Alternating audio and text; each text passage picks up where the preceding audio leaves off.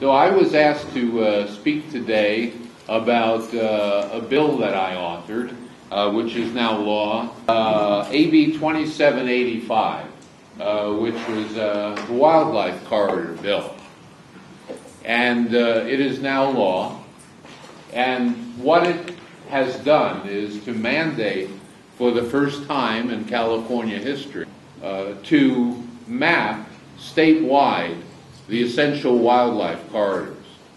I had done some reading and came to the conclusion that it was essential in order to preserve wildlife, especially as we expanded our own cities and towns and did infrastructure projects, that we would continue to endanger the corridors, endangering the food supply and the habitat and the connectivity between habitat and one habitat and another. But I had this. I remember back to a time when I was just thinking about reflecting on evolution, and I realized at one moment that we and animal life have evolved simultaneously.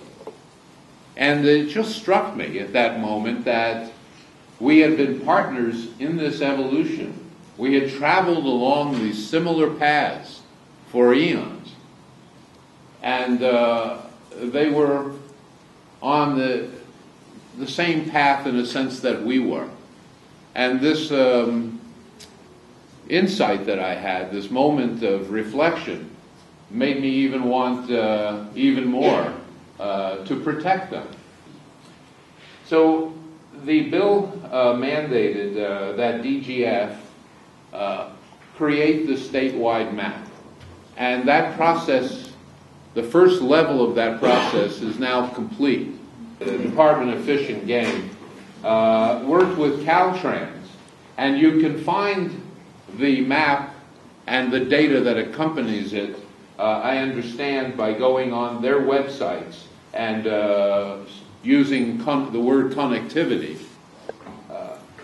Those of you who have or who have been told about this probably know that the work in Coyote Valley gets prominent mention in the data. The Central Coast ecoregion is very difficult to map. It's very fragmented. And so the work that Deanza and others of you have done, the work you've done here, was very important toward contributing to the mapping process. Because the first step actually, politics is the art of getting the possible done. And in order to get step number one done, what we really did was accumulate the data that groups and regions in the South Coast and you all and other places had already accumulated so that it could be amalgamated in a sense. And by concentrating on that approach, we were able to get this through at an expense many $1 million less than if we had asked them to begin from scratch, which there's no reason to do anyway. And I knew that if we relied on local data, and regional data, it would likely be better anyway. So, what this does is several things.